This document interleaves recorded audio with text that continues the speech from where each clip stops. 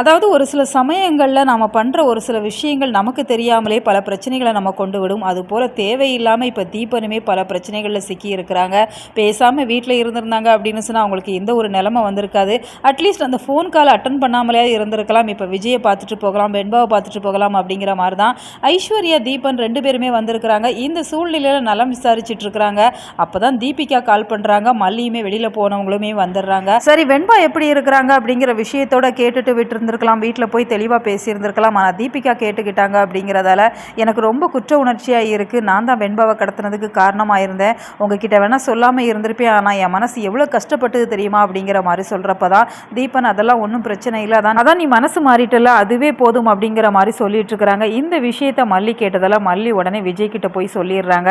விஜய் கேட்டுட்டு சும்மா இருப்பாங்களா? எங்கள் குழந்தைய காணாமல் நாங்கள் எவ்வளோ திணறி போயிருந்தோம். அப்போ எங்கள் கூடவே இருந்திருக்கிறீங்க, உங்கள் ஒய்ஃப் தான் கடத்தினாங்க அப்படிங்கிற விஷயத்தை நீங்கள் ஏன் எங்ககிட்ட சொல்லலை? உங்களை ஒரு நல்ல ஃப்ரெண்டாக தானே பார்த்தோம். உங்கள் மேலே இருக்கிற மரியாதையே எனக்கு போயிடுச்சு. இதே இடத்துல வேற ஒருத்தங்க இருந்திருந்தாங்க அப்படின்னு சொன்னால் இங்கே நடக்கிறதே வேற. உங்கள் மேலே இருக்கிற மரியாதையினால சொல்கிறேன், மரியாதையாக வீட்டை விட்டு வெளியில் போயிருங்க அப்படிங்கிற மாதிரி ஒரு ஹார்டான வார்த்தையை இப்போ விஜய் சொல்லிடுறாங்க. தீபனுமே எப்போதுமே ஜென்டிலாக நடந்துப்பாங்க அப்படிங்கிறதால அவங்களுமே சைலண்ட்டாக கிளம்பிடுறாங்க. இனிமையாச்சு இந்த விஜய் மல்லியை புரிஞ்சுக்கிட்டாங்க அப்படின்னு சொன்னால் நல்லா தான் இருக்கும். ஏன்னா மல்லி மேலே விஜய் இப்போ வரைக்குமே கோபத்தை காமிச்சிட்டே தான் இருக்கிறாங்க. அந்த கோபம் அப்படிங்கிறது நாளுக்கு நாள் அதிகரிக்காமல் கொஞ்சம் கொஞ்சமாக குறைஞ்சிட்டு வந்துச்சு அப்படின்னு சொன்னால் பார்க்குற நமக்குமே நல்லா தான் இருக்கும். இப்போ வெண்பாவுமே அதைத்தான் முயற்சி பண்ணுறாங்க. 2 பேருக்கும் இடையில இருக்கிற பிரச்சனைகளை எப்படியாச்சும் ஸ்மூத்தாக கொண்டு போயிடலாம் அப்படிங்கிற மாதிரி தான் நினைப்பாங்க.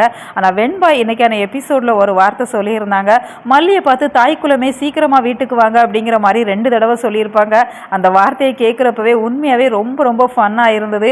ஒரு நாளுமே வெண்பா இப்படியெல்லாம் பேசுனதே இல்லை, மல்லிமா மல்லிமா அப்படின்னு சொல்லுவாங்க. ஆனால் வெண்பாவோட பேச்சு நாளுக்கு நாள் மெச்சூர்டாகிற மாதிரி தான் காமிக்கிறாங்க. தாய்க்குலம் அப்படிங்கிறதும் மனசுக்குள்ளே பேசுகிறதும் வெண்பாவோட நேச்சர் ரொம்பவே அழகாக காமிச்சிட்டு இருக்கிறாங்க. ஸோ கூடி சீக்கிரம் வெண்பாவுக்காக விஜய் மல்லி 2 பேருமே திரும்ப இணைஞ்சிட்டாங்க அப்படின்னு சொன்னால் ஸ்டோரி வேறு லெவலில் சூப்பராக இருக்கும்.